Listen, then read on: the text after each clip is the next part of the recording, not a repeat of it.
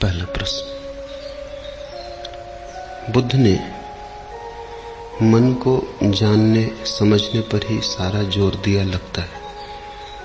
क्या मन से मनुष्य का निर्माण होता है?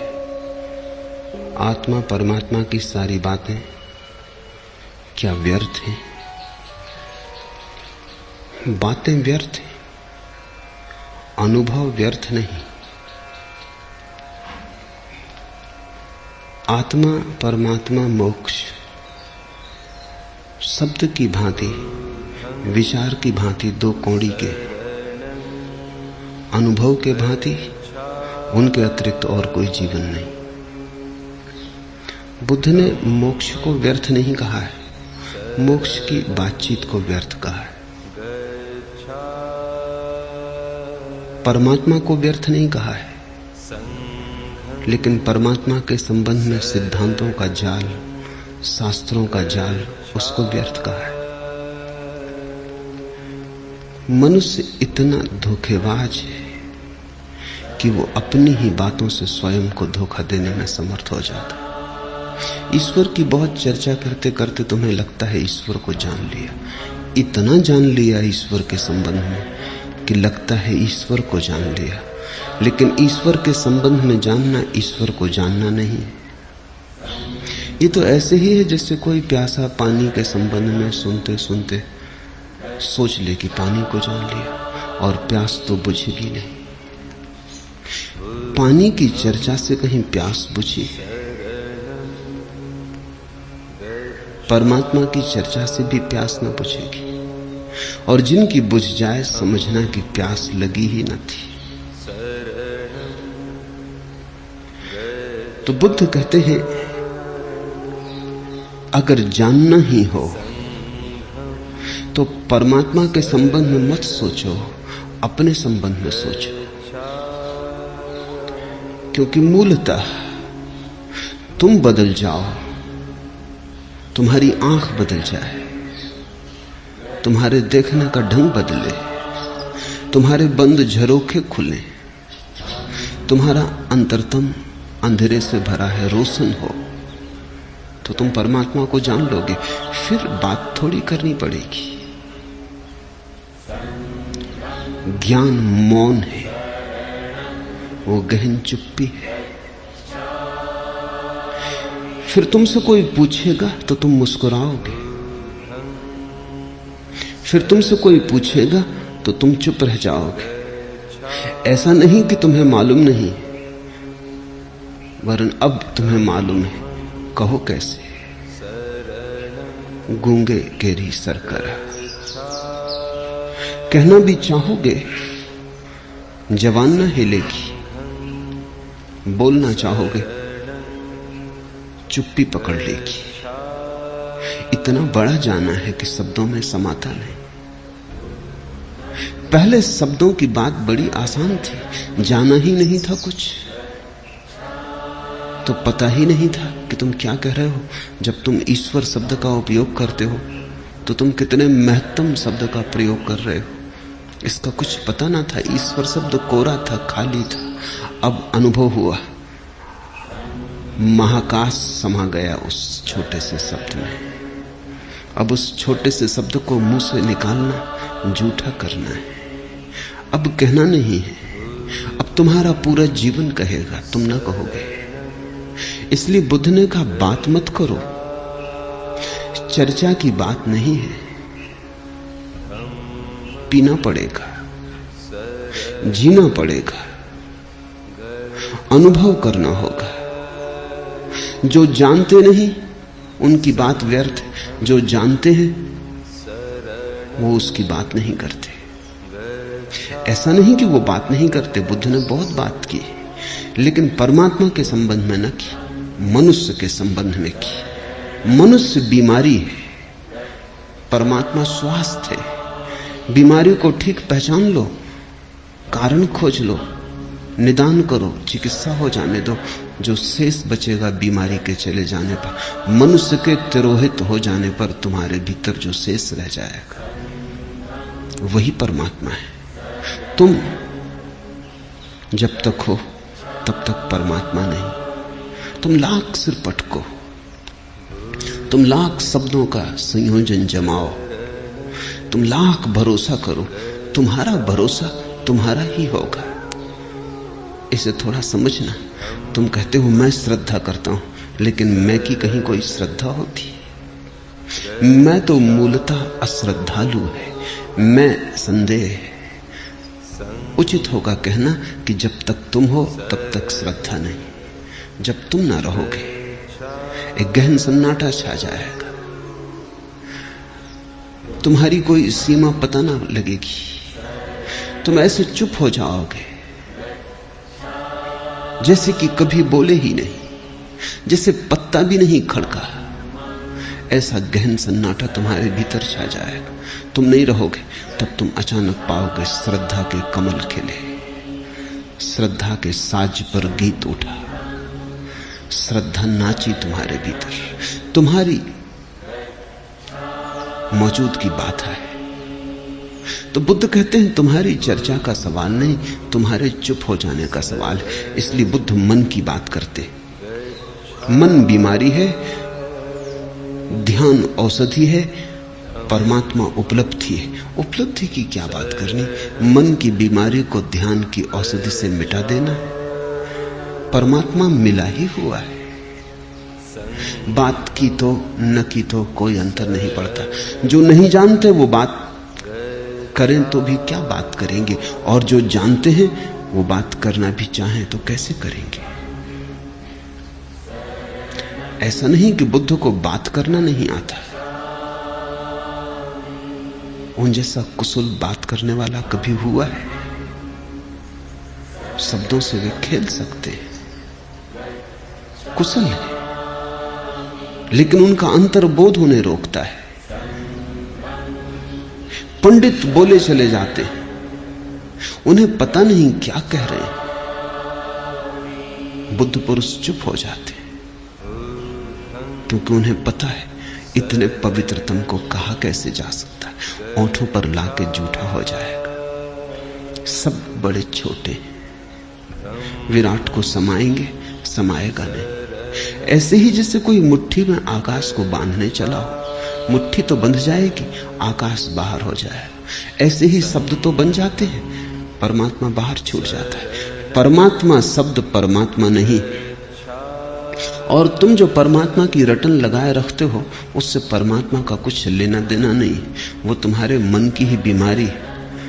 हमको मालूम है जन्नत की हकीकत, लेकिन दिल को बहलाने को गालिब ये ख्याल अच्छा है। तुम्हें अच्छी तरह पता है तुम्हारा स्वर्ग, तुम्हारा मोक्ष, तुम्हारा परमात्मा, इसकी हकीकत तुम्हें अच्छी तरह मालूम है कि तुम्हारा परमात्मा कुछ भी नहीं है, सुनी हुई बातचीत है, उड़ी हुई अफवाह है, दूसरों से सुन लिया, गुन लिया, शास्त्रों से पढ़ लिया है, शब्द घुस गया है मन में, संस्कार बन गया है।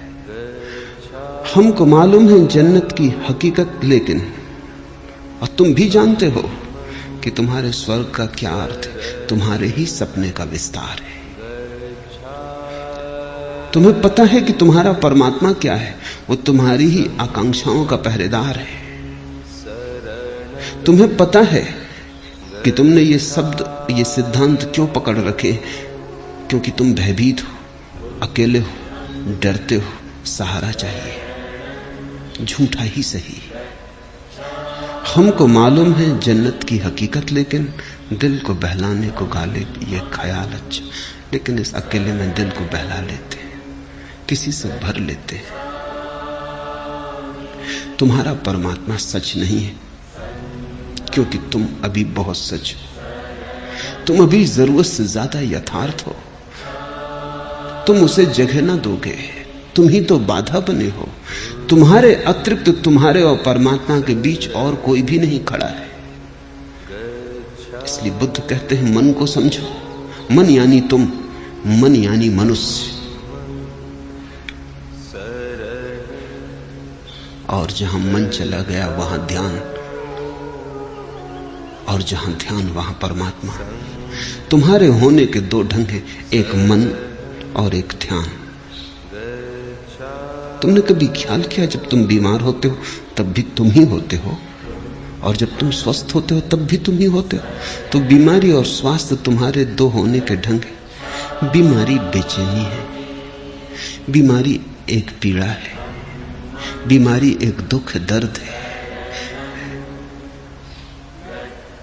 स्वास्थ्य एक शांति है, जैसे भटका भूला घर लौट आया, जैसे थके मांदे को वृक्ष की छाया मिली। स्वास्थ्य सुख है, वो भी तुम्हारे होने का ढंग है। तो एक तो तुम्हारे होने का ढंग मनुष्य है, वो यानी बीमारी मन, और एक तुम्हारे होने का ढंग ध्यान है, स्वास्थ्य है, परमात्मा है। तुम ही जब स्वस्थ होते हो परमात्मा हो जाते हो, तुम ही जब बीमार होते हो आदमी हो जाते हो। लहर शांत है, पूरा चांद आकाश में, झील पर कोई लहर नहीं उठती, दर्पण बन गई है झील, चांद पूरा का पूरा दिखाई पड़ता है। फिर हवा का एक झोंका,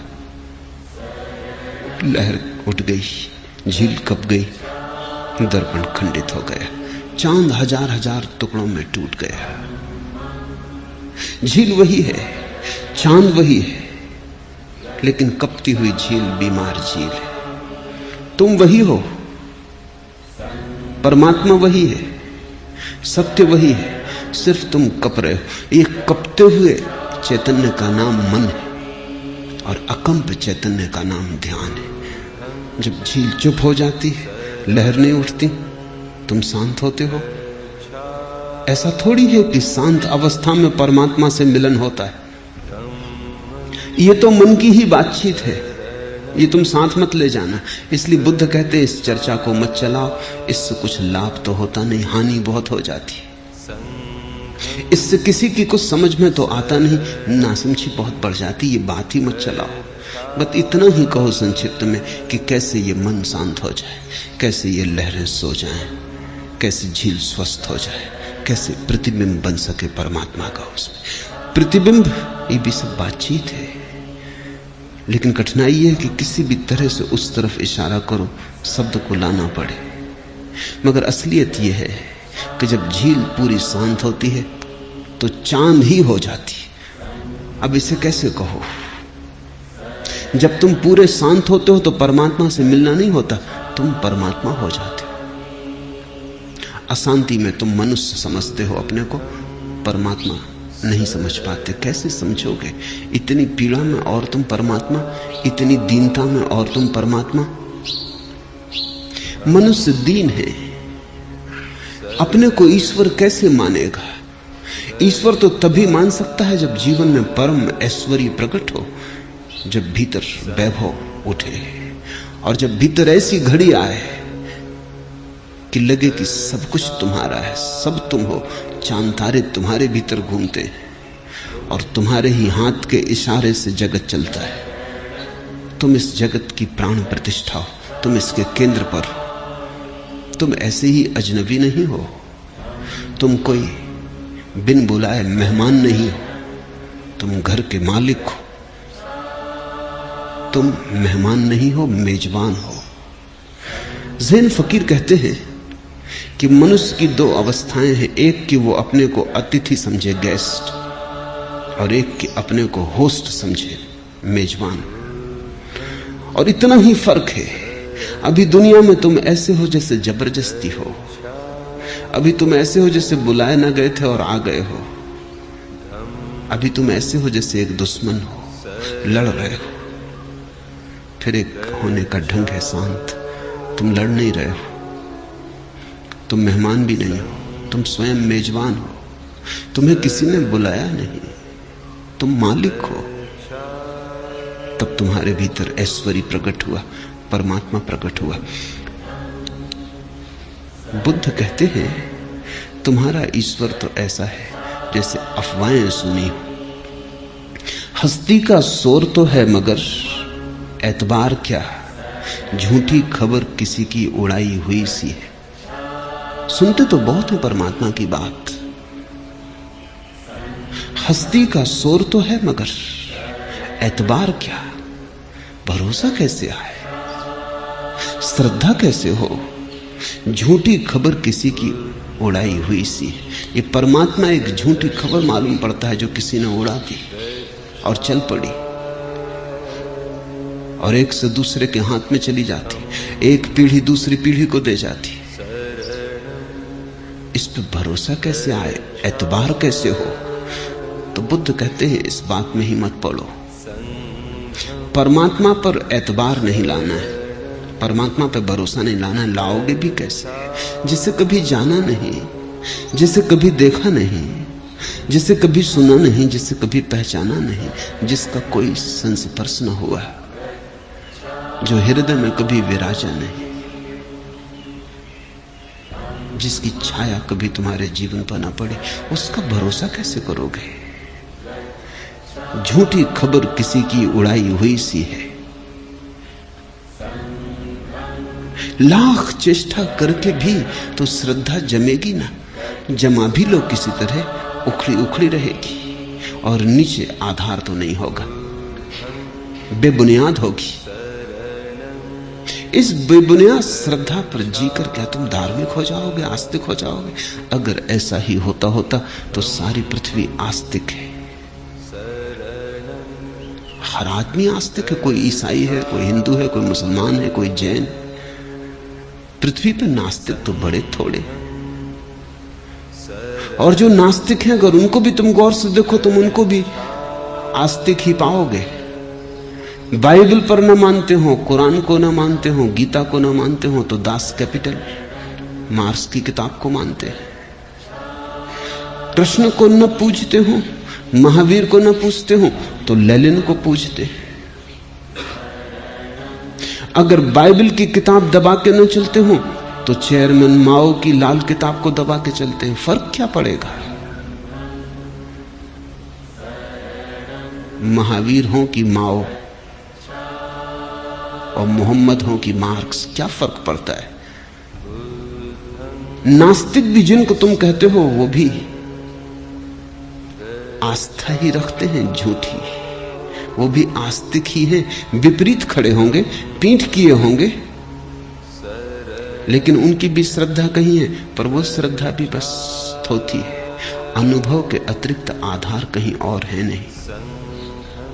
तो बुद्ध ने कहा अनुभव पर रखो आधार, तत्व चर्चा मत छेड़ो। जबकि तत्व को जानने का उपाय है तो व्यर्थ की बकवास क्यों?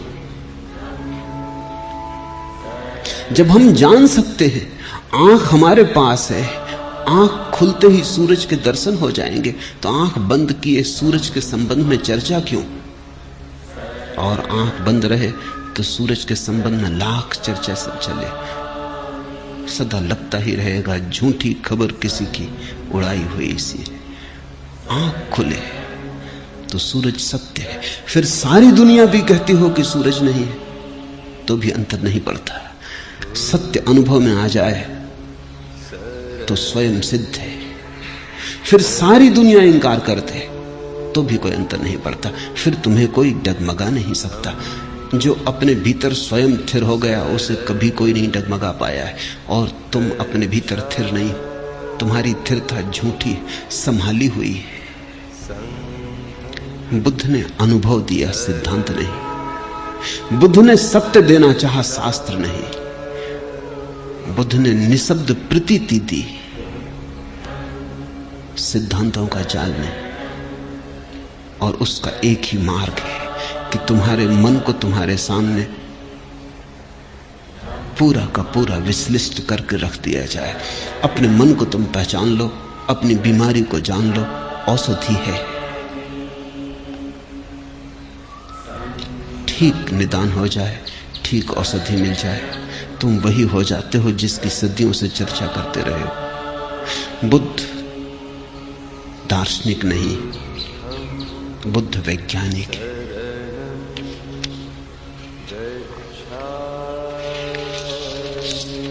दूसरा प्रश्न, बुद्ध ने अपने सन्यासियों को आहार, विहार, चर्या और आचरण के सूक्ष्म एवं सविस्तार नियम दिए, जैसे 4 हाथ तक ही आगे देखना, भिक्षु भिक्षुणी का आपस में व्यवहार किस ढंग का हो, क्या खाना, क्या पहनना, कहाँ जाना, कहाँ न जाना आदि, आप अपने सन्यासियों के लिए ऐसा कुछ क्यों निश्चित नहीं करते? बुद्ध ने नियम दिए, नियम देने पड़ते हैं क्योंकि तुम्हारे पास होश नहीं। अगर होश हो तो नियम व्यर्थ हो जाते। और बुद्ध ने भी सारे नियमों के पीछे होश पर ही आग्रह किया। आनंद पूछता है कोई स्त्री दिखाई पड़ जाए तो क्या करे? तो बुद्ध ने कहा नीचे देखना, देखना ही मत। पर आनंद पूछता है और अगर ऐसी स्थिति आ जाए कि देखना ही पड़े तो क्या करना? तो बुद्ध ने कहा देखना मगर छूना मत। और आनंद ने कहा अगर ऐसी घड़ी आ जाए कि छूना ही पड़े तो क्या करें? तो बुद्ध ने कहा होश रखना। तो आखिर में तो होश ही है, देखना मत, छूना मत, ऊपर ऊपर है।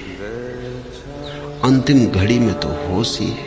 आनंद ने ठीक किया कि वो पूछता ही गया। बुद्ध का असली अनुशासन क्या है फिर? देखना नहीं तो अंधे देखते नहीं, अंधे परम ज्ञान को उपलब्ध हो जाएंगे। छूना मत, हाथ कटवा डालो तो क्या लूले लंगड़े परम ज्ञान को उपलब्ध हो जाएंगे? नहीं, अंतिम सूत्र तो बुद्ध ने होश का ही दिया।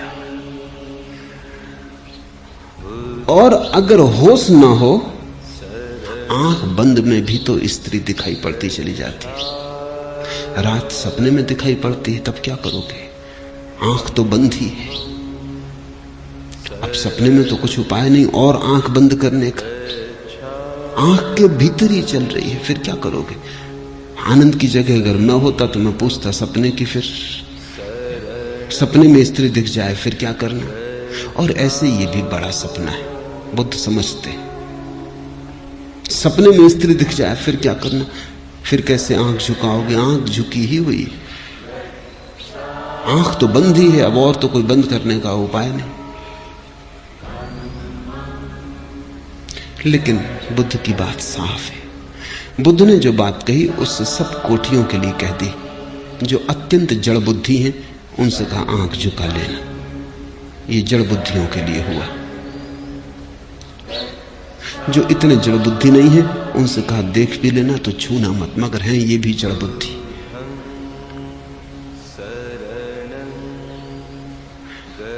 अंतिम सूत्र असली सूत्र है, क्योंकि उसके पार फिर कुछ नहीं। वो आखिरी अनुशासन है, स्मरण रखना, होश रखना। मैंने 2 सूत्र छोड़ दिए क्योंकि 2000 2500 साल का अनुभव कहता हूं उनसे कुछ फल न हुआ। मैं बुद्ध से 2500 साल बाद हूं, तो 2500 साल का कुछ अनुभव भी साथ है। 2500 साल में जो घटा वो साफ है। क्या हुआ?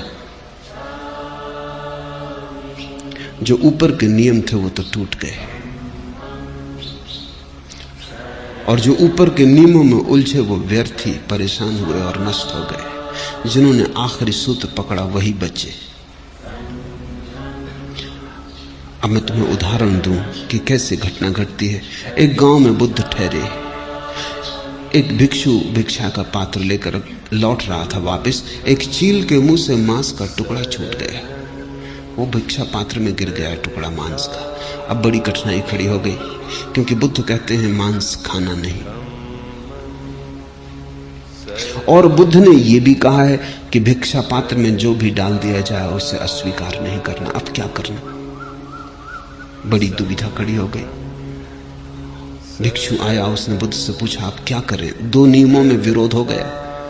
आप कहते हैं जो भी भिक्षा पात्र में कोई डाल दे उसे इंकार नहीं करना। ये इसलिए कहना पड़ा कि भिक्षु बड़े कुशल हो जाते हैं। जैन मुनियों को देखो, वो इशारा कर देते क्या डालो, इशारा कर देंगे मत डालो। मुंह से ना बोलेंगे, हाथ से इशारा कर देंगे, क्योंकि बोलने के लिए महावीर ने मना किया, मांगना मत। तो वो इशारा कर देते हैं कि ये डाल दो, थोड़ा और ज्यादा डाल दो, मगर मुंह से नहीं बोलते। तो आखिर बेईमान आदमी के लिए नियम क्या करेंगे? कितने कानून हैं दुनिया में। लेकिन चोर हमेशा कानून में से रास्ता निकाल लेता है। आखिर वकील किस लिए है? वो रास्ता निकालने के लिए, वो चोर को बताने के लिए। बनाने दो नियम उनको, हम बैठे हैं, तुम घबराते क्यों? आदमी के मन में तर्क है, वो वकील है, वो रास्ता खोज देता है। वो भिक्षु आया, उसने कहा कि ये क्या मामला, अब क्या करना? आपने कहा भिक्षा पात्र में जो भी डाल दिया जाए। ये बुद्ध ने इसलिए कहा कि नहीं तो लोग मांगते हैं, और बुद्ध का भिक्षु भिखारी हो जाए बद्दा है। भिक्षु भिखारी नहीं है, वो कोई मांग नहीं रहा है। दे दो तो भला, न दे तो भला, वो आशीर्वाद ही देगा। और अगर वो मांगने लगे तो फिर बोझ हो जाता है। किसी गरीब के घर के सामने खड़ा हो जाए और खीर मांगने लगे और गरीब न दे सके तो पीड़ा होती है, और दे तो कठिनाई हो जाती। रूखा सूखा जो गरीब देते वही ले लेना, न दे तो मन में कुछ बुराई मत लाना, विरोध मत लाना। इसलिए कहा था, बुद्ध को पता भी न था कि जिंदगी ऐसी है कि अब चील कहीं मांस का टुकड़ा गिरा दे। अपवाद है, कोई रोज चील मांस का टुकड़ा गिराएगी भी नहीं। लेकिन अब उस बुद्ध भिक्षु ने पूछा, आप क्या करें? और आप कहते मांस खाना नहीं। अब इन दोनों में विरोध हो गया। नियमों में हमेशा विरोध हो जाएगा, क्योंकि जिंदगी जटिल है। जिंदगी तुम्हारे नियम मान के थोड़ी चलती। भिक्षु मानता होगा नियम, चील थोड़ी मानती। चील थोड़ी कोई बौद्ध भिक्षु कि बुद्ध के वचन सुनती। चील अपनी मौज में होगी, छोड़ गई। अब चील को कोई पता भी नहीं है कि भिक्षु के पात्र में गिर जाएगा। भिक्षु के पात्र में गिराया भी नहीं है। जीवन में संयोग होते हैं, सिद्धांत नहीं चलते, टूट जाते हैं। संयोग रोज बदल जाते हैं, सिद्धांत अधूरे पड़ जाते हैं। सिद्धांत तो ऐसे ही जैसे छोटे बच्चे के लिए पैंट कमीज बनाया, वो बच्चा बड़ा हो गया, अब वो पैंट कमीज छोटा पड़ गया। अब दो ही उपाय हैं, या तो पैंट कमीज बड़ा करो और या फिर बच्चों को दबा दबा के छोटा रखो। तो पैंट कमीज बड़ा करने में कठिनाई मालूम होती है, कौन करे बड़ा? बुद्ध तो जा चुके। तो जो वो नियम दे गए उसको रहने दो, चाहे आदमी को ही छोटा रहना पड़े तो हर्जा नहीं, लेकिन नियम तो नहीं बदला जा सकता। कौन बदलेगा नियम? और एक बार बदलने की सुविधा दो तो फिर कहां रोकोगे? बुद्ध ने सोचा, बुद्ध अक्सर सोचते नहीं ऐसा, उन्होंने आंख बंद कर ली। उन्होंने बहुत सोचा कि मामला तो जटिल है। फिर उन्होंने सोचा, अगर मैं कहूं कि तुम चुनाव कर सकते हो पात्र में से, जो योग्य न हो वो छोड़ दिए, तो वो जानते हैं कि तो खतरा हो जाएगा। तो लोग जो नहीं खाना पीना वो फेंक देंगे, और जो खाना पीना है वो खा पी लेंगे। और चुनाव भिक्षु को नहीं करना चाहिए, जो मिल गया भाग्य में वही ठीक है। फिर अगर ये कहूं कि जो मिल जाए वो खा लेना, तो ये मांस के टुकड़े का क्या करना? फिर बुद्ध को ख्याल आया कि चीलें कोई रोज तो गिराएंगी नहीं, अब शायद कभी भी ना गिरे। हो गया एक दफे, ये संयोग था। इस एक संयोग के लिए नियम बनाना ठीक नहीं। तो बुद्ध ने कहा कि कोई फिक्र ना करो, जो पात्र में गिर जाए वो खा लेना। अगर मांस गिर गया तो वो तुम्हारा भाग्य का हिस्सा है। बुद्ध ने सोचा था चीलें रोज मांस न गिराएंगी, लेकिन अब बौद्ध भिक्षुओं के पात्र में रोज मांस गिरता है। जापान, चीन, बर्मा, रोज। अब श्रावक गिराते। और चूंकि एक दफा बुद्ध ने आज्ञा दे दी थी कि जो पात्र में गिर जाए वो खा ले, अब श्रावक मांस डालते हैं, मछली डालते हैं, और भिक्षु खाता है, क्योंकि नियम है। इसलिए दुनिया के बड़े से बड़े अहिंसक विचारक बुद्ध की परंपरा में मांसाहार प्रचलित हो गया। चील ने शुरू करवा दी।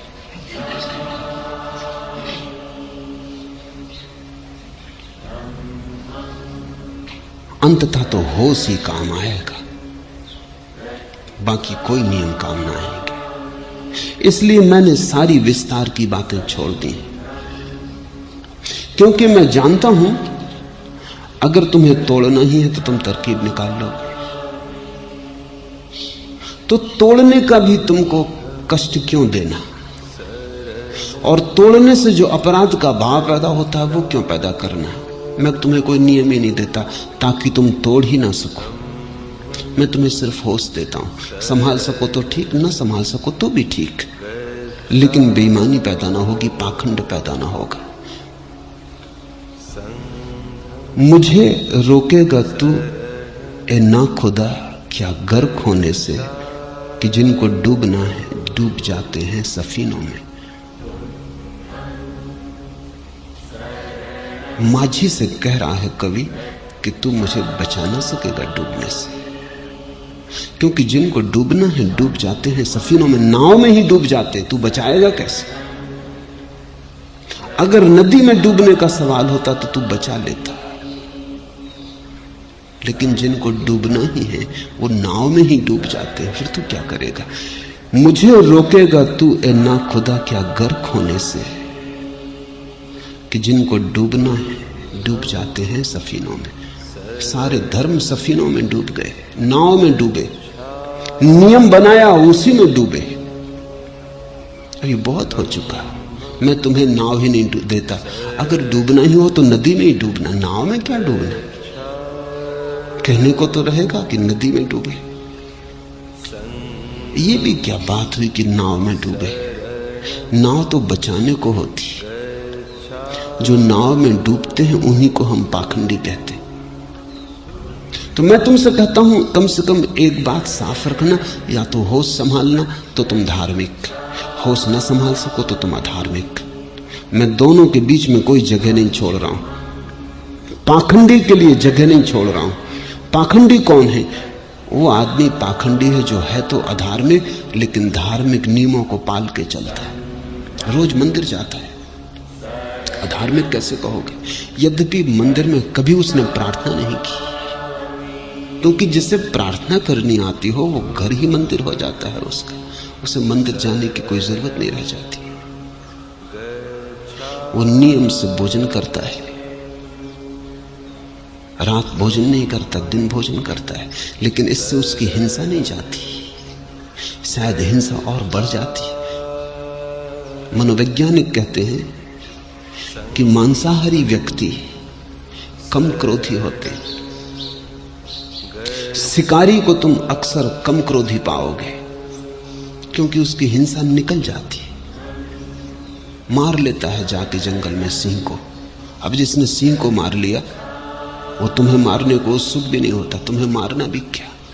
अब कोई बैठे हैं दुकान पर ही माला जप रहे हैं, वो कभी कहीं गए नहीं, किसी को मारा नहीं, कोई झगड़ा झांसा लिया नहीं, वो तैयार बैठे, वो चींटी पे भी टूट पड़े, सिंह की तो बात दूर, बहाना भर चाहिए उनको, उनकी हिंसा का निकास नहीं हो पाया। नियम देने का एक ही परिणाम हुआ है संसार में, और वो ये कि लोग नियम को पूरा कर लेते हैं और होश को गंवा देते। जीसस के जीवन में उल्लेख है, एक आदमी आया निकोडेमस, वो बहुत धनी आदमी था। उसने जीसस से कहा कि मुझे भी बताएं कि मेरे जीवन में क्रांति कैसे हो और मैं परमात्मा को कैसे पाऊं। तो जीसस ने कहा कि जो नियम मूसा ने दिए, 10 नियम 10 आज्ञाएं, उनका पालन करो। तुम पढ़े लिखे हो, तुम्हें पता है। उसने कहा कि मैं उनका अक्षर सा पालन करता हूं, फिर भी जीवन में कोई क्रांति नहीं हुई। न मैं चोरी करता, न मैं किसी स्त्री के तरफ बुरे भाव से देखता, दान देता हूं, प्रार्थना करता हूं, पूजा करता हूं, जैसा धार्मिक जीवन होना चाहिए निभाता हूं, लेकिन कोई क्रांति नहीं होती। तो जीसस ने कहा ठीक है, तब तुम एक काम करो, तुम्हारे पास जो भी है तुम जाओ घर, उसे बांटाओ और मेरे पीछे चलो। उस आदमी ने कहा ये जरा मुश्किल है, तुम्हारे पीछे चलना और सब बांट के। वो आदमी उदास हो गया, वो बड़ा धनी था। उसने कहा कि नहीं, कोई ऐसी बात बताओ जो मैं कर सकूं। जीसस ने कहा जो तुम कर सकते हो उससे तुम बदलोगे ना, वो तो तुम कर ही रहे हो। अब मैं तुमसे वो कहता हूं जो तुम कर नहीं सकते, अगर किया तो बदल जाओगे, अगर नहीं किया तो तुम जैसे हो वैसे हो। जाओ सब बांट दो। उसने कहा मेरे पास बहुत धन है, इतने कठोर मत हो, और अभी बहुत काम उलझे हैं, मैं एकदम आपके पीछे आ नहीं सकता। जीसस ने अपने शिष्यों की तरफ देखा और वो प्रसिद्ध वचन कहा जो तुमने बहुत बार सुना होगा कि सुई के छेद से ऊंट निकल जाए, लेकिन धनी आदमी स्वर्ग के राज्य में प्रवेश न कर सकेगा।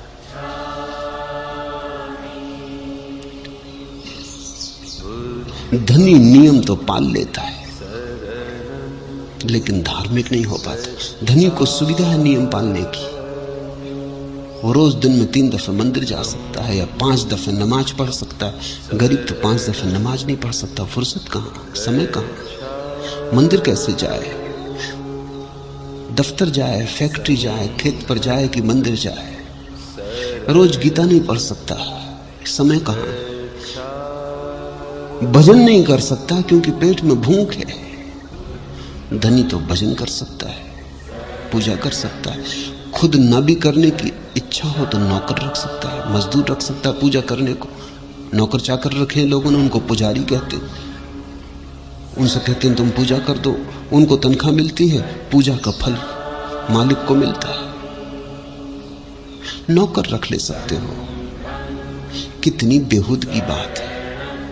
प्रेम और पूजा के लिए भी नौकर, उसे भी तुम दूसरे से करवा लेते हो पैसे के बल पर। तो अगर तुमने एक पुजारी को 100 रुपया महीना दिया और उसने रोज आके 3 दफा भगवान की पूजा की, तो अगर ठीक से समझो तो हिसाब ऐसा है कि तुमने भगवान को 100 रुपए दिए। और क्या दिया? तुम्हारे पास थे, तुम दे सकते थे। और शायद ये 100 रुपए दे के तुम करोड़ों पाने की आकांक्षा कर रहे हो, ये भी शायद रुस्बत है। नियम तो पूरे किए जा सकते हैं। नियम के पूरे करने से कोई धार्मिक नहीं होता, पाखंडी हो जाता है, हिपोक्रेट हो जाता है। इसलिए मैंने कोई नियम तुम्हें नहीं दिए। या तो तुम धार्मिक हो या अधार्मिक, बीच की मैंने तुम्हें सुविधा नहीं दी। इसलिए मैं तुम्हें वही आखिरी बात कहता हूं जो बुद्ध ने आनंद को कही, होश साधना। आंख बंद करना न करना क्या पड़ा है। मेरी दृष्टि में ऐसा है कि अगर तुमने होश साधा, आंख खुली रखो, स्त्री को छुओ, धन कमाओ, मकान में रहो, बाजार में बैठो, कोई अंतर नहीं पड़ता। होश न सधा, आंख बंद रखी, जंगल में भाग गए, धन न छुआ, नंगे खड़े हो गए, सब त्याग दिया, तो भी कोई फर्क नहीं पड़ता। होश से ही क्रांति होती। इसलिए होश अकेला नियम, एकमात्र नियम, एस धम्मो सनातनो, यही एकमात्र सनातन नियम है, यही एकमात्र सनातन धर्म है कि तुम जाग के जीना। और मैं तुमसे कुछ भी नहीं मांगता। विस्तार की बातों में तो तुम बहुत बार धोखा दे गए हो। मैं तुम्हें विस्तार का मौका ही नहीं देता, बस एक छोटा सा शब्द देता हूं, अवेयरनेस, होश, ताकि तुम साफ रहो। सधे तो साफ रहो, न सधे तो साफ रहो। दोनों के बीच में धोखा देने की सुविधा नहीं देता। इसलिए मैंने कोई नियम नहीं दिए। तुम ये मत समझना कि मैंने नियम नहीं दिए। नियम दिया है, नियम नहीं दिए। और नियम काफी है। कहावत है, 100 सुनार की एक लोहार की। मेरा नियम लोहार वाला है। डिटेल्स और विस्तार की बातों में मैं नहीं पड़ा हूं, क्योंकि तुम उनमें काफी कुशल हो गए हो। मेरे पास लोग आते हैं, वो कहते हैं ध्यान तो ठीक, लेकिन कुछ और बताएं कि हम क्या करें, क्या खाएं, क्या पिएं, क्या पहने, कब सोएं, कब जागें। ये व्यर्थ की बातें तुम ही सोच लेना। तुम सिर्फ ध्यान करो। अगर तुम्हारा मन शांत और जागरूक होता जाए तो तुम खुद ही पाओगे और नियम अपने आप उसके पीछे आने लगे। होशपूर्ण व्यक्ति अपने आप शराब न पिएगा, क्योंकि शराब तो होश के विपरीत है। वो तो होश को नष्ट कर देगी। उसे नियम देने की जरूरत नहीं कि शराब मत पियो। होशपूर्ण व्यक्ति अपने आप मांसाहार छोड़ देगा, क्योंकि जिसको जरा सा भी होश आया उसे इतना न दिखाई पड़ेगा कि दूसरों का जीवन लेके सिर्फ पेट भरने के लिए। अगर इतना भी ना दिखाई पड़े होश में, तो वो होश 2 कौड़ी का है, उसका क्या मूल्य? होशपूर्ण व्यक्ति क्या चोरी करेगा, किसी की जेब काटेगा? होशपूर्ण व्यक्ति को अनुव्रत देने की जरूरत नहीं है कि चोरी मत करो, हिंसा मत करो, बेईमानी मत करो। ये विस्तार की बातें तो इसलिए देनी पड़ती हैं कि होश नहीं है, होश खो गया है। और ये सब तुम पूरी कर सकते हो, इनमें कुछ अड़चन नहीं है। तुम दान कर सकते हो, ईमानदारी कर सकते हो, सेवा कर सकते हो। बस एक चीज में अड़चन आती, तुम होश नहीं साध सकते। और अगर मैं तुम्हें 1001 विस्तार की बातें दे दूं तो तुम कहोगे 1001 में से 1000 का तो हम पालन कर रहे हैं, अगर एक ध्यान का नहीं भी कर रहे तो क्या हर्ज है? मैं तुम्हें एक ही देता हूं ताकि जीवन स्थिति साफ रहे, पाखंड के पैदा होने का उपाय ना हो। मैं तुम्हें नियम नहीं देता ताकि तुम नियम तोड़ ना सको। मैं तुम्हें नियम नहीं देता ताकि तुम नियम पाल के धोखा ना दे सको। मैं तुम्हें नियम नहीं देता, सिर्फ एक सूत्र देता हूं। शास्त्र नहीं देता, सिर्फ सूत्र देता हूं, होश। महावीर से किसी ने पूछा है, साधु कौन, असाधु कौन? तो महावीर ने वो नहीं कहा जो जैन मुनि कह रहे हैं कि जो दिन को भोजन करे वो साधु, जो रात को भोजन करे वो असाधु, जो पानी छान के पिए वो साधु, जो पानी छान के न पिए वो असाधु। नहीं, महावीर ने विस्तार की बातें न कही। महावीर ने एक लोहार की बात कही। महावीर ने कहा, असुप्ता मुनि सुप्ता अमुनि। जो सोया सोया जी रहा है वो असाधु, जो जागा जागा जी रहा असुप्ता वो साधु, वो मुनि। यही मैं तुमसे कहता हूं, यही बुद्ध ने भी कहा है। लेकिन 2500 वर्ष का अनुभव मेरे पास है जो उनके पास नहीं था। अगर आज बुद्ध हो तो वो ये नहीं कहेंगे कि पहले देखना मत, छूना मत।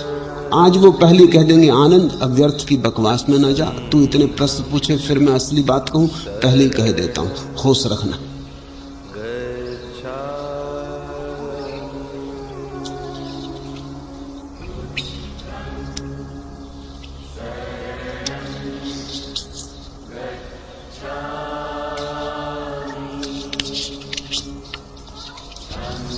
तीसरा प्रश्न, बुद्ध कहते हैं अल्पतम पर, अत्यंत जरूरी पर ही जियो। आप कहते हैं कंजूसी से कुनकुने मत जियो, अतिरिक्त में जियो। हम दोनों के बीच कैसा तालमेल बिठाएं? तालमेल बिठाने को कहा किसने? बुद्ध ठीक लगे, बुद्ध की बात मान लो, मैं ठीक लगूं, मेरी बात मान लो। तालमेल बिठाने को कहा किसने? एलोपैथी होम्योपैथी में तालमेल बिठाना भी मत।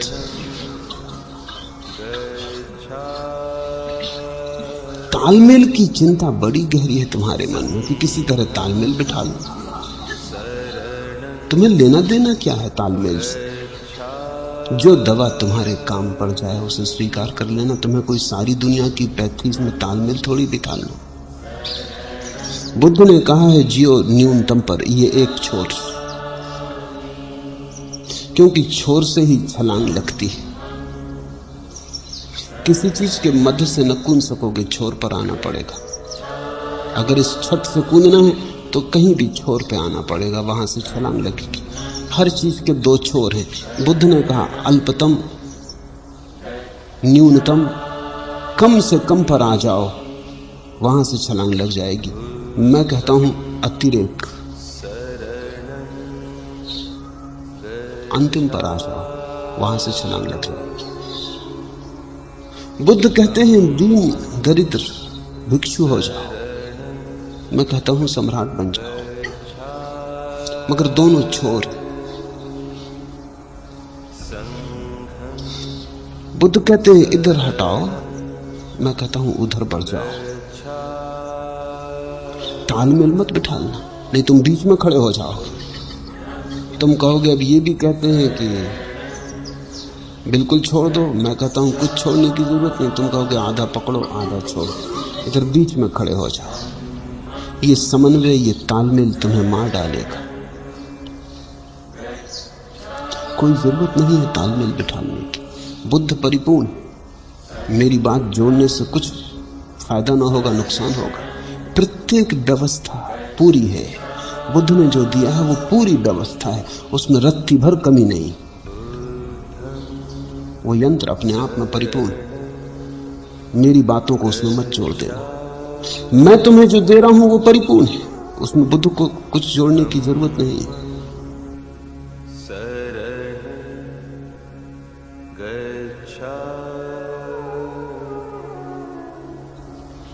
दुनिया के सारे धर्म अपने आप में पूरी इकाई है।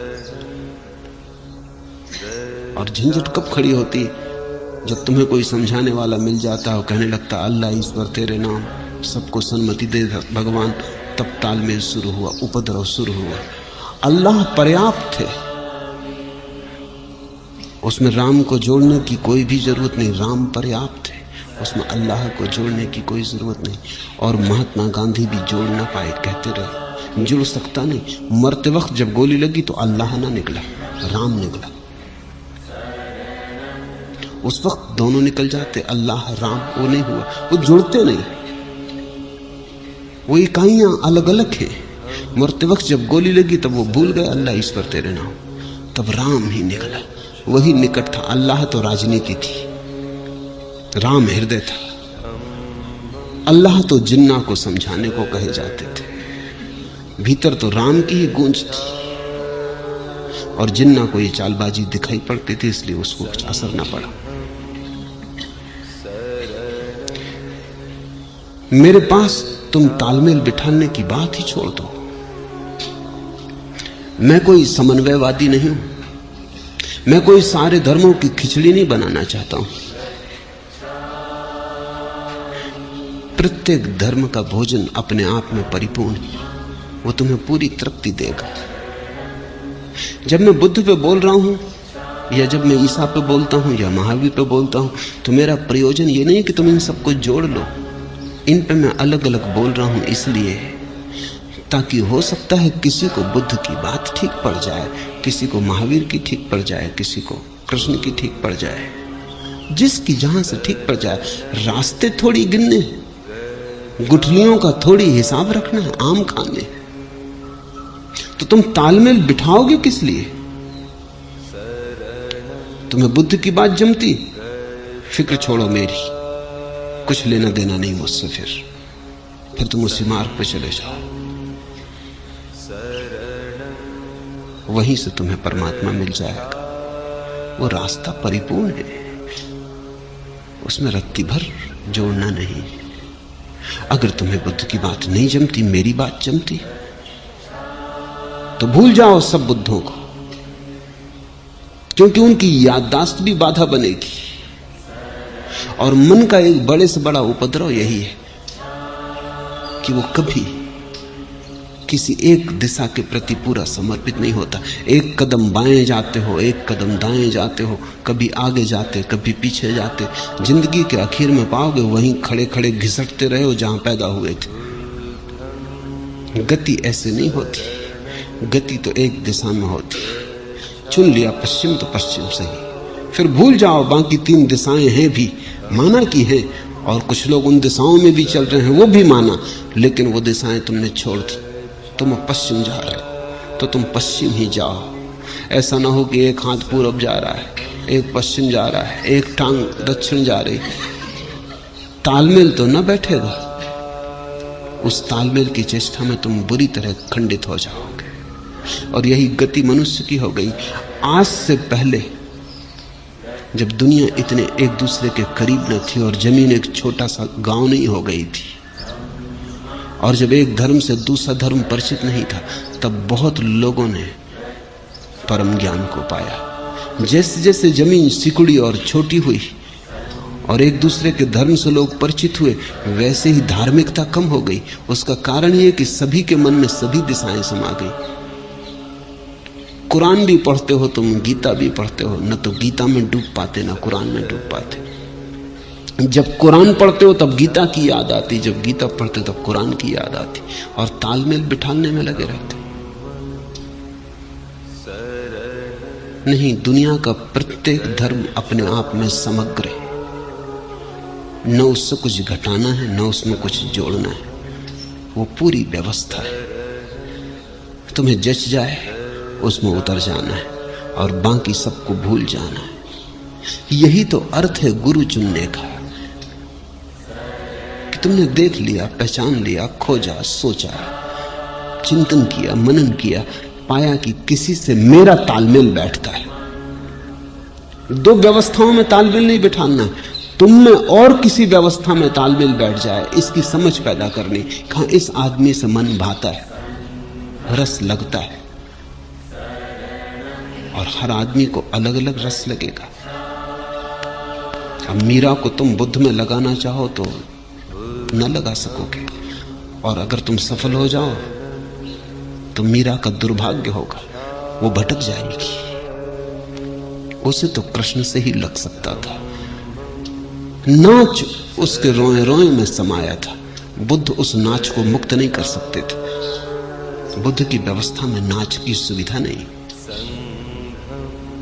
वो उनके लिए है जो नाच छोड़ने में रस रखते, वो उनके लिए है जो गति छोड़ने में रस लगते। मीरा को न जमती बात। बुद्ध की कोई बांसुरी ही नहीं है। बुद्ध के पास नाचने में बात बेमौजू होती। बुद्ध की मूर्ति के पास नाचोगे तो तुम्हें भी अजीब सा लगेगा, असंगत लगेगा। ये मूर्ति नाचने के लिए नहीं है। इस मूर्ति के पास तो चुप होकर बैठ जाना है, इसके पास तो पत्थर हो जाना है, इसके पास तो ऐसे अकंप हो जाना है कि पता ही ना चले कि तुम आदमी हो कि संगमरमर।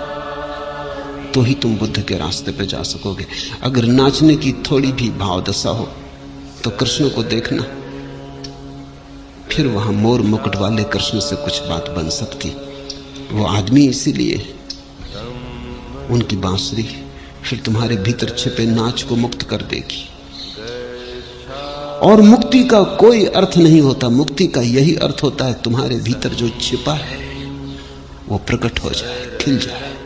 अगर तुम एक कमल अपने भीतर छिपाए हो तो वो खिल जाए हजार हजार पकड़ियों में, उसकी सुगंध लुट जाए हवाओं में। अगर तुम नाच छिपाए हो तो नाच प्रकट हो जाए। अगर कोई गीत अनगाया पड़ा है तो गा दिया जाए। अगर कोई मौन सधने को बैठा है तो सध जाए। तुम्हारी जो नियति है वो पूरी पूरी उपलब्ध हो जाए। हर आदमी की अलग अलग नियति, हर आदमी का अलग अलग ढंग है, हर आदमी अनूठा है, बेजोड़ है। इसलिए तुम्हें अपना तालमेल किससे बैठ सकता है, किस गुरु से, किस शास्त्रा से, किसका अनुशासन तुम्हें मौजू आता है। और अगर तुम इसमें जरा भी भूल चूक किए तो बड़ी उलझन में पड़ जाओगे, तुम एक खिचड़ी बन जाओगे। तुम्हारे भीतर बहुत सी चीजें होंगी लेकिन सब खंड खंड होंगी, और तुम्हारे भीतर एक प्रतिमा निर्मित न हो पाएगी। तुम थोड़ा सोचो, बुद्ध की गर्दन हो, कृष्ण के पैर हो, महावीर का हृदय हो, जीसस के हाथ हो, मोहम्मद की वाणी हो, सब गड़बड़ हो जाएगा। तुम पागल हो जाओगे, एकदम पागल हो जाओगे। तुम मुक्त तो ना हो पाओगे, विक्षिप्त हो जाओगे। इसलिए दुनिया के सारे धर्मों ने एक बात पर जोर दिया है कि अगर ये बात ठीक लगती है तो बस पूरा समर्पण चाहिए। ठीक नहीं लगती है कहीं और खोज लो। असली सवाल पूरा समर्पण है। जहां भी जाओ पूरा समर्पण कर दो। मेरे पास लोग आते हैं, वो कहते हैं हम तो सभी गुरुओं के पास जाते, सभी गुरु समान है। बड़ी ज्ञान की बातें कर रहे हैं कि जो आप कहते हैं वही तो वो भी कहते हैं। न वो मुझे समझते, न वो किसी और को समझते हैं। कुछ उन्होंने भी समझे ही नहीं। ये तो अंतिम बात है। मंजिल पर सभी गुरु एक हैं, मार्गों पर एक नहीं है। और जिसको चलना है उसको मंजिल का सवाल नहीं है, मार्ग का सवाल है। अंत में पहुंच के एक है। कृष्ण की बांसुरी का गीत भी वहीं पहुंचा देगा जहां बुद्ध का मौन पहुंचाता है। लेकिन ये मंजिल की बात है, तुम वहां नहीं हो, भूल के वहां अपने को समझ मत लेना। जहां नहीं हो वहां समझने से कुछ लाभ नहीं। जहां हो, तुम जहां खड़े हो वहां से रास्ता चाहिए, मंजिल नहीं। वहां तो अल्लाह अलग है, राम अलग है। हाँ, मंजिल पे जो पहुंच गए हैं वहां सब एक, लेकिन वहां कोई भजन थोड़ी कर रहा, अल्लाह ईश्वर तेरे नाम। मंजिल पे तो सब खो गया, वहां अल्लाह भी खो गए, राम भी खो गए। जब अल्लाह ही मिल गया, राम ही मिल गया, तो फिर न राम बचे न अल्लाह बचे। वहां तो सब शास्त्र खो जाते, लेकिन वो उपलब्धि की बात है। तालमेल तुम बिठाना मत। मेरी तो दृष्टि यही है कि तुम भरपूर जियो। तुम ऐसे जियो जैसे बाढ़ आई नदी होती। तुम जीवन को इसकी त्वरा में जियो। तुम ऐसे जियो जैसे किसी ने मसाल को दोनों तरफ से जलाया हो। तुम जीने में कंजूसी मत करो। मैं तुमसे त्याग को नहीं कहता, मैं तुमसे कहता हूं तुम भोग में इतने गहरे उतरो कि भोग का अनुभव ही त्याग बन जाए। तेन तक तेन भुंजित, तुम ऐसा भोगो कि तुम जान लो कि भोग व्यर्थ है और भोग छोड़ना ना पड़े। तुम्हारा ज्ञान ही भोग का छूटना हो जाए। तुम जीवन से भागो मत, भगोड़े मत बनो। तुम जीवन में जम के खड़े हो जाओ ताकि जीवन से आंखें मिल जाएं और तुम जीवन को पूरी तरह देख ही लो कि ये सपना है।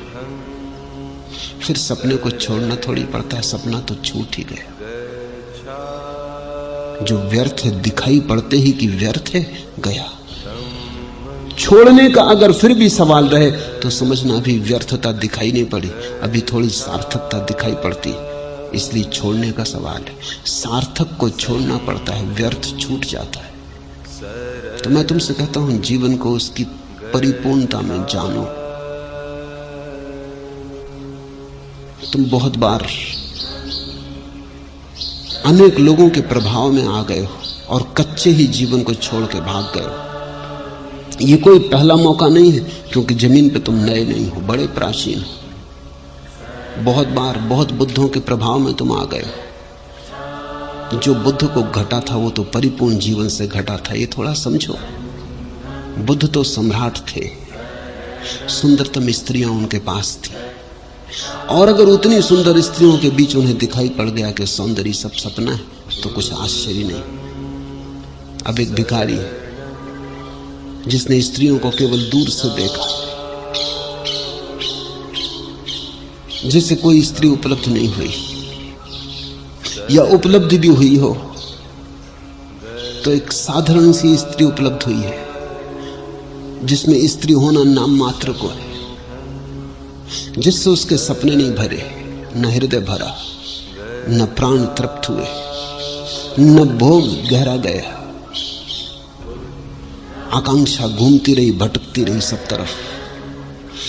हजार हजार चेहरे आकांक्षा में उभरते रहे, सपनों में जगते रहे। अब ये बुद्ध की बातें सुन ले ये आदमी, तो बुद्ध प्रभावी है, इसमें कोई शक शुबा नहीं। उस ज्ञान की अवस्था में आदमी में एक जादू हो जाता है। वो जिसकी तरफ देख ले वही खिंचा चला आता है, वो जिसको छू दे उसी के भीतर एक नया आयाम खुल जाता है। तुमने बुद्ध को सुन लिया और बुद्ध ने कहा कि सब व्यर्थ है। बुद्ध ये जान के कह रहे हैं, धन उन्होंने जाना है कि व्यर्थ है। तुमने केवल धन की कामना की है, जाना माना नहीं कि व्यर्थ है। जानने के लिए तो होना पहले चाहिए, तो वो है ही नहीं तुम्हारे पास, भिक्षा पात्र लिए खड़े हो। सम्राट थे बुद्ध, वो छोड़ के रास्ते पे आ गए, तुम रास्ते पर ही थे और तुमने बुद्ध की वाणी सुन ली और तुम प्रभावित हो गए। तुम मुश्किल में पड़ोगे, क्योंकि तुम्हारा त्याग बुद्ध का त्याग नहीं हो सकता। तुम्हारे त्याग में भोग छिपा ही रहेगा। तब क्या होगा?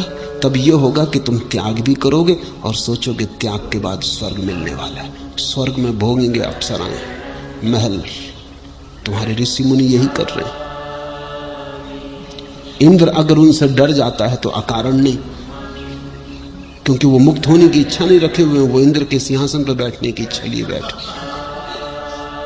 इंद्र का सिंहासन डोलने लगता है पुराणों में, वो तो प्रतीक है।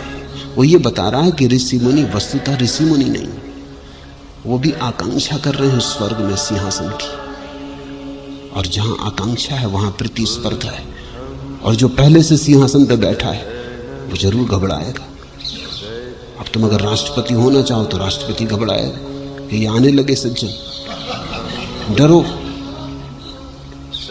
तुम अगर अप्सराओं की कामना करने लगे कि उर्वशी को भोगना है तो इंद्र घबराएगा, उसकी उर्वशी छीनने की चिंता में तुम लगे हो। वो तुम्हें डमाएगा, डिगाएगा, आएगा। पुराण की कथाएं अर्थपूर्ण है। वो इतना ही कह रही कि ऋषि अभी ऋषि नहीं, अन्यथा इंद्र को क्या प्रतिस्पर्धा उससे होती।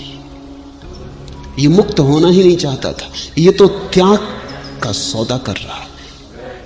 ये जो संसार में नहीं पा सका, संसार छोड़ के पाने की कोशिश कर रहा है, पर इसकी आकांक्षा तो वही की वही। वासना बिना पके नहीं मरती, और जब पक के मरती है तभी मरती है, फिर पीछे दाग भी नहीं छोड़ जाती। तब तुम ऐसे निर्दोष निकलते हो, ऐसे ताजे, जैसे सुबह सुबह अभी अभी खिला हुआ फूल हो। तो मैं तुमसे कहता हूं, भागना मत। जीवन को जानना है, जीना है। मैं कोई चार्वाकवादी नहीं हूं। मैं ये नहीं कह रहा हूं कि जीवन के पार कुछ भी नहीं। मैं कह रहा हूं जीवन के पार कुछ है, लेकिन जीवन तो पार करो पहले। जीवन के पार जो है वो तभी दिखाई पड़ेगा जब जीवन से पार हो जाओ।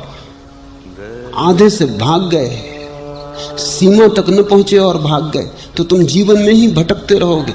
सीमा के पार ही अतिक्रमण संभव है। तो मेरी दृष्टि भोग के माध्यम से त्याग तक जाने की, और दूसरा कोई माध्यम इतना कारगर नहीं। इसलिए बुद्ध तो होते हैं, लेकिन कितने लोग उनके पीछे बुद्धत्व को उपलब्ध हो पाते हैं? ना के बराबर। क्योंकि दिशाएं बड़ी भिन्न भिन्न हैं। बुद्ध तो महल छोड़ के भिखारी होते हैं, दूसरा आदमी भिखारी था बुद्ध के पीछे हो लेता है। उन दोनों के अनुभव अलग हैं। बुद्ध के त्याग में तो भोग का अनुभव छिपा है, भिखारी के त्याग में कुछ भी नहीं। भिक्षा पात्र छोड़ रहा, उसके पास कुछ त्यागने को था भी नहीं, उसका त्याग धोखा है। तो मैं तुमसे अतिरेक में जीने को कहता हूं। जीवन है, जब तक उसे पूरा पूरा जी लो। जी के ही तुम उससे मुक्त हो जाओगे। तर्क के मैं ही इसे समझ ना से, इतनी पी है कि पी नहीं जाती। तर्क के मैं ही इसे समझ ना से, ए धर्मगुरु इसको तू शराब का त्याग ही समझ। इतनी पी है कि पी नहीं जाती। अब इतनी पी ली है कि अब पीने का कोई उपाय न रहा। जीवन को इतना पी डालो कि पीने का फिर कोई उपाय ही न रह जाए। पीकर ही तुम मुक्त हो। लेकिन अगर तुम्हें बुद्ध की बात ठीक जमती हो तो मजे से उस मार्ग पर चले जाओ। लेकिन ध्यान रखना अपना कि क्या तुम्हारे पास बुद्ध जैसा जीवन का अनुभव है, भोग का ऐसा गहन अनुभव है। तुम्हें पता है बुद्ध के जीवन की कहानी? ज्योतिषियों ने कहा कि ये छोड़ के सन्यासी हो जाएगा, तो बाप चिंतित हुआ। शुद्धोधन ने बड़े बड़े ज्ञानियों से सलाह ली कि क्या करें। निश्चित ही वो ज्ञानी भगोड़े होंगे। शास्त्रों में ये कहा नहीं, ये मेरी दृष्टि है। वो ज्ञानी भगोड़े होंगे, क्योंकि अक्सर ज्ञानी भगोड़े होते। त्यागी महात्माओं को बुला लिया होगा, उनसे पूछा। वो कोई सम्राट न थे जिन्होंने संसार जान के छोड़ा था। उन्होंने जीवन को बेबसी में छोड़ा होगा, असहाय अवस्था में छोड़ा होगा। पा नहीं सके इसलिए छोड़ा होगा। अंगूर खट्टे थे, पहुंच नहीं सके इसलिए। पहुंच जाते तो उन्होंने भी परिचेष्टा की थी। उन्होंने सलाह दी कि आप ऐसा करो, सब भोगों का इंतजाम कर दो। भोग में डूब जाएगा, सन्यासी अपने आप ना होगा। इससे मैं कहता हूं कि वो त्यागी रहे होंगे। अगर बुद्ध के बाप ने मुझसे पूछा होता तो मैं कहता कि भोग से इसको दूर रखो, स्त्रियों को पास मत आने दो। हाँ, फिल्म दिखानी हो दिखा दो, पर्दे पे दिखाई पड़े, छू ना सके स्त्री को, क्योंकि पर्दे से सपना नहीं मिटता, बनता है। स्त्री को पास मत आने देना, इसको सुख सुविधा में मत डालो। गिट्टियां तोड़वाओ, सड़क पिटवाओ, मेहनत मजदूरी करवाओ, इसको महल में मत टिकने दो। इसकी महल की आकांक्षा कभी न मरेगी, क्योंकि जिसको जाना नहीं उसकी आकांक्षा होती, मरती नहीं। ये कभी सन्यासी न होगा। लेकिन त्यागी महात्माओं ने कहा, उन्होंने विचारों ने अपने अनुभव से कहा, जो उन्हें नहीं मिला था उन्होंने सोचा अगर हमको मिलता, सुंदर स्त्रियां मिलती, महल मिलते, तो हम सन्यासी होते। उनका तर्क साफ है, सन्यासी वो इसलिए हुए कि न सुंदर स्त्रियां मिली न महल मिले, वही इसके लिए भी जमा दो, ये भटक जाएगा उसी में। ये अपना अनुभव वो बता रहे हैं कि हम भी भटक जाएं अगर इंतजाम अभी कोई कर दे। भीतर तो वही चाह रही होगी। मुझे पता नहीं कौन लोग थे वो, उनके नाम का भी कोई उल्लेख नहीं, लेकिन बात जाहिर है कि वो आदमी बीच से भाग गए होंगे, जीवन का अनुभव न रहा होगा। बुद्ध के बाप ने उनकी मान ली, लड़का खोया, बना दिए महल 4, हर मौसम के लिए अलग। जितनी राज्य में सुंदर युवतियां थी सब इकट्ठी कर दी। बुद्ध लड़कियों के बीच ही बड़े हुए,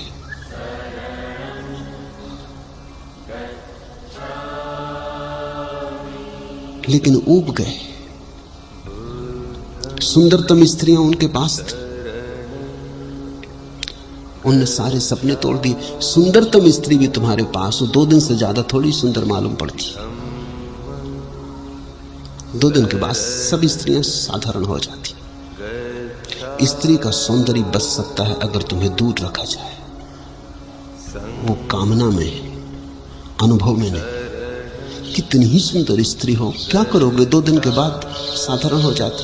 कोई पति अपनी पत्नी को देखता है, कितनी ही सुंदर हो, और कभी कभी हैरान भी होता है कि दूसरे क्यों रास्ते पर रुक रुक के मेरी स्त्री को देखने लगते, क्योंकि उसे तो कुछ नहीं दिखाई पड़ता, दूसरों को दिखाई पड़ता। दूसरे की पत्नी सदा ही सुंदर मालूम पड़ती है।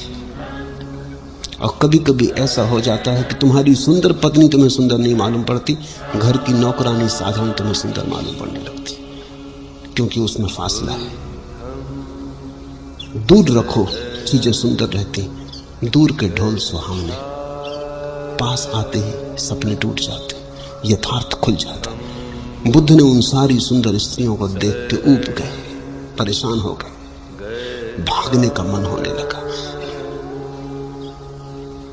एक रात उठे तो देखा सारी सुंदर स्त्रियां उनके आसपास पड़ी, किसी के मुंह से लार बह रही, किसी की आंख में कीचड़ जमा है, किसी का मुंह खुला है, घर्राटा निकल रहा है। एकदम भागे वहां से, इनके पीछे मैं दीवाना हुआ।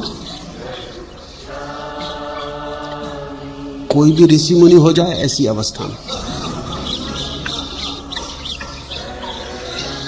धन था, स्त्रियां थीं, वैभव था, उब गए, दिखाई पड़ गया इसमें कुछ भी नहीं है।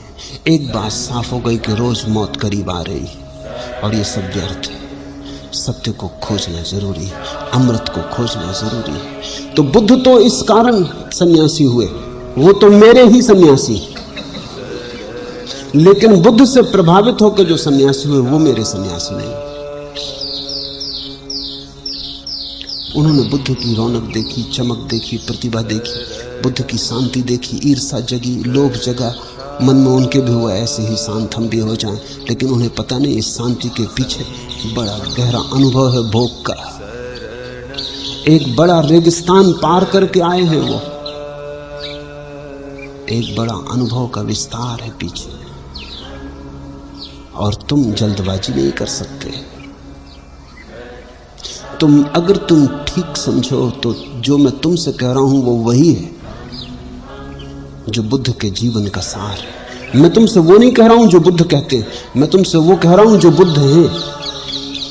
इसलिए मैं कहता हूं भागो मत, जहां हो जो क्षण मिला है उसे इतनी त्वरा से भोग लो कि तुम उसके आर पार देखने में समर्थ हो जाओ, जीवन पारदर्शी हो जाए। बस वहीं से संन्यास की सुवास उठनी शुरू होती, और तब भागने की भी कोई जरूरत नहीं है। रविन्द्रनाथ का एक गीत है, जिसमें बुद्ध वापस लौटते और यशोधरा उनसे पूछती है कि मैं सिर्फ एक ही सवाल तुमसे पूछने को रुकी हूं। 12 वर्ष तुम्हारी प्रतीक्षा की है बस एक सवाल के लिए कि तुमने जो जंगल में भाग के पाया, क्या तुम अब कह सकते हो कि यहीं रहते तो नहीं मिल सकता था? अब तो तुम्हें मिल गया। अब मुझे एक ही सवाल तुमसे पूछना है कि जो तुमने वहां पाया, क्या वो यहीं नहीं मिल सकता था? और रविन्द्रनाथ ने कविता में बुद्ध को मौन रखा है, कुछ कहलवाया नहीं, कहीं भी क्या। बात तो ठीक ही यशोधरा कह रही, वो यहां भी मिल सकता था।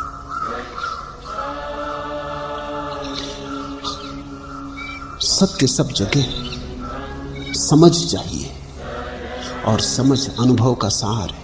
इसलिए मैं तुम्हें अनुभव से तोड़ना नहीं चाहता हूं कि तुम जितने जल्दी अनुभव में उतर जाओ, जितने गहरे उतर जाओ, उतने ही जल्दी अतिक्रमण का क्षण करीब आ जाए।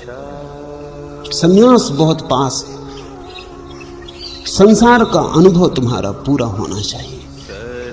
संन्यास संसार के विपरीत नहीं है, संन्यास संसार के पार है, विपरीत नहीं, आगे। जहां संसार समाप्त होता है, जहां संसार का मील का पत्थर आता है, जहां लिखा है यहां समाप्त होती सीमा, वहीं संन्यास शुरू होता है। लेकिन संसार पूरा करना ही होगा। अगर अभी पूरा न करोगे फिर लौट के आओगे। बुद्ध को भी शायद तुमने सुना हो, 2500 साल हो गए, तुम 25 बार लौट चुके। तुम मुझे भी सुन रहे हो, अगर मेरी बात तुमने न गुनी तुम फिर लौट के आओगे। परमात्मा तुम्हें वापस इस स्कूल में भेजता ही रहेगा जब तक तुम उत्तीर्ण ही ना हो जाओ। इसलिए मैं कहता हूं जल्दी करो, भागने की नहीं, भोगने की, जागने की, अनुभव को निरीक्षण करने की। अगर ठीक से अनुभव किया जाए तो किसी अनुभव को दोहराने की जरूरत नहीं। एक ही बार अगर पूरे मन से जाग के कोई अनुभव कर लिया जाए तो मुझसे मुक्त हो जाओ, क्योंकि फिर पुनरुक्ति तो वही है।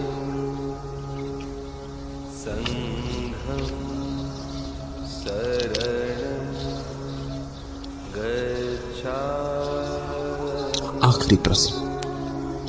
बुद्ध ने स्त्रियों को संन्यास देने से टालना चाहा। शंकर भी स्त्रियों को संन्यास देने के पक्ष में नहीं थे। संन्यास जीवन का स्त्रियों से ऐसी क्या विपरीतता है? क्या स्त्रियों से उसका कोई तालमेल नहीं है या कम है? क्या उन्हें संन्यास लेने की जरूरत पुरुषों की अपेक्षा कम है? पुरुष और स्त्री का मार्ग मूलतः अलग अलग है। पुरुष का मार्ग ध्यान का है, स्त्री का मार्ग प्रेम का। पुरुष का मार्ग ज्ञान का है, स्त्री का मार्ग भक्ति का। उन दोनों की जीवन चित्त दशा बड़ी भिन्न है, बड़ी विपरीत है। पुरुष को प्रेम लगता है बंधन, स्त्री को प्रेम लगती है मुक्ति।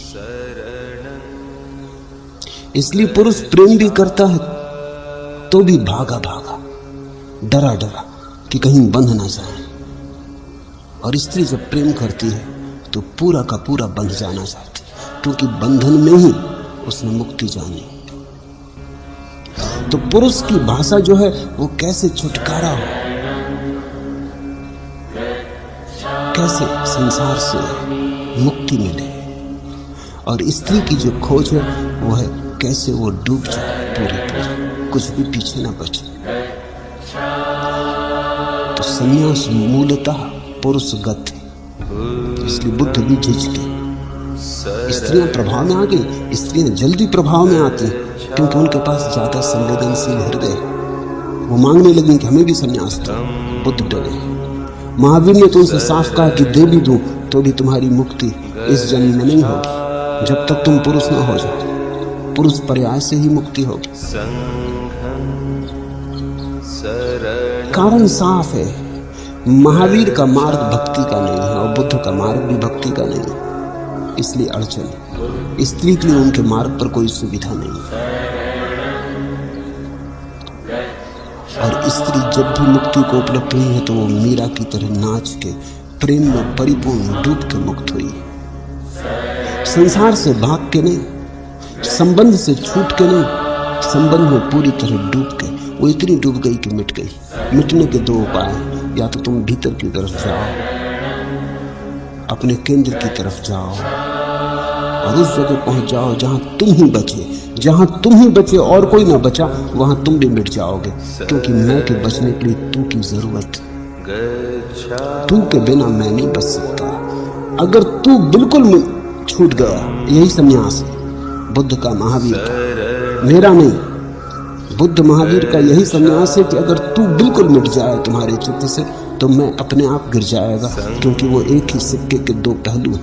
तू के बिना मैं का कोई अर्थ नहीं रह जाता, मैं गिर जाएगा, तुम शून्य को उपलब्ध हो जाओगे। स्त्री का मार्ग दूसरा है, वो कहती मैं को इतना गिराओ कि तू ही बचे, प्रेमी ही बचे, प्रीतम ही बचे। और जब मैं बिल्कुल गिर जाएगा और तू ही बचेगा, तो तू भी मिट जाएगा, क्योंकि तू भी अकेला नहीं बच सकता। मंजिल पे तो दोनों पहुंच जाते हैं, शून्य की या पूर्ण की, मगर राह अलग है। स्त्री मैं को खो के पहुंचती, पुरुष तू को खो के पहुंचता। पहुंचते दोनों वहां हैं जहां न मैं बचता न तू बचता। जिसने दिल को खोया उसी को कुछ मिला, फायदा देखा इसी नुकसान में। ये स्त्री की बात है। जिसने दिल को खोया उसी को कुछ मिला, फायदा देखा इसी नुकसान में। इसलिए बुद्ध महावीर संदिग्ध थे स्त्री को लाना, और उनका डर स्वाभाविक था, क्योंकि स्त्री आई कि प्रेम आया, और प्रेम आया कि उनके पुरुष भिक्षु मुश्किल में पड़े। वो डर उनका स्वाभाविक था। वो डर ये था कि अगर स्त्री को मार्ग मिला और स्त्री संग में सम्मिलित हुई, तो वो जो पुरुष भिक्षु हैं वो आज नहीं कल स्त्री के प्रेम के जाल में गिरने शुरू हो जाएंगे। और वही हुआ भी। बुद्ध ने कहा था कि अगर स्त्रियों को मैं दीक्षा में देखता तो 5000 साल मेरा धर्म चलता।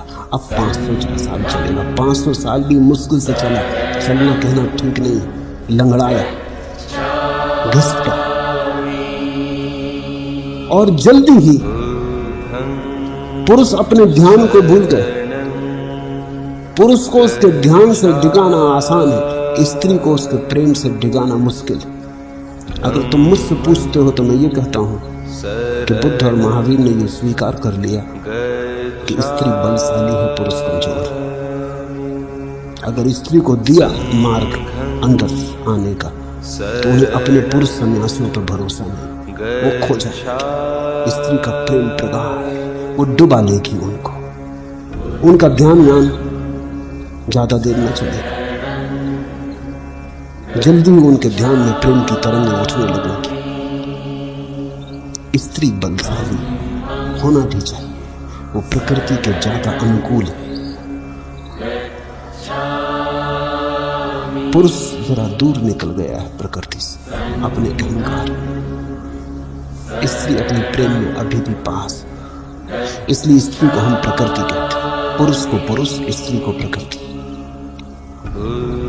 प्रकृति का डर था महावीर और बुद्ध दोनों को। उनके सन्यासियों का डमाडोल हो जाना निश्चित था,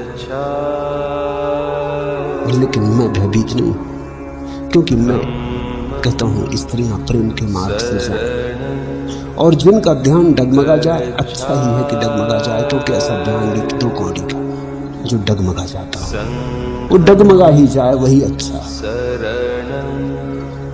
जब डूबना ही है तो नौका में क्या डूबना, नदी में ही डूब जाए।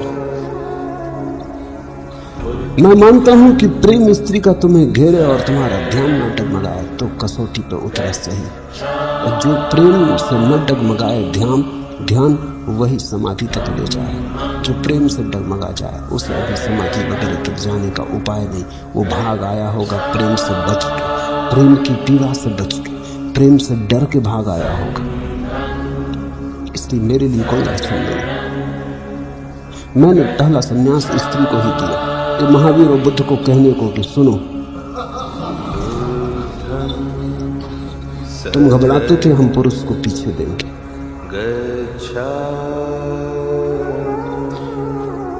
पुरुष ध्यान करे, स्त्री प्रेम करे, क्या अर्थ है?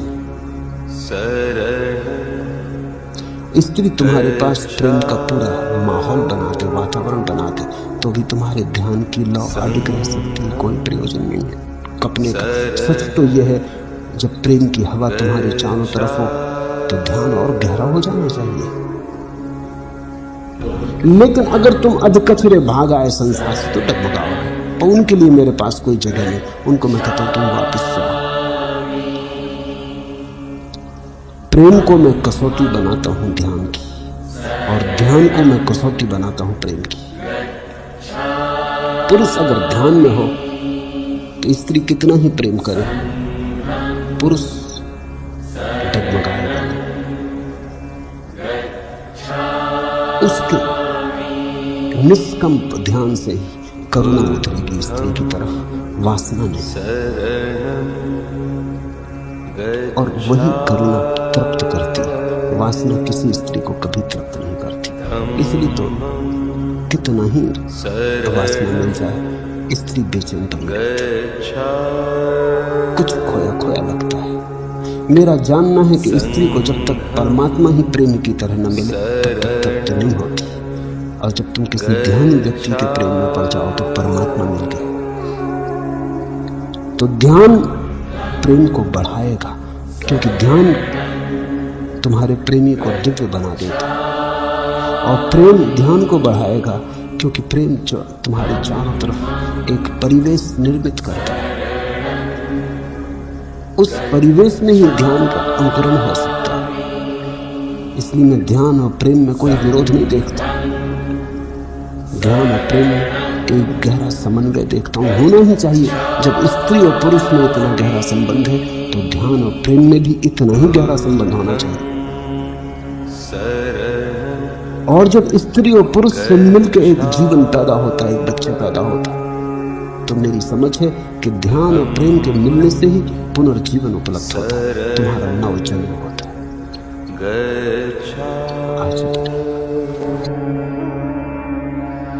संघं शरणं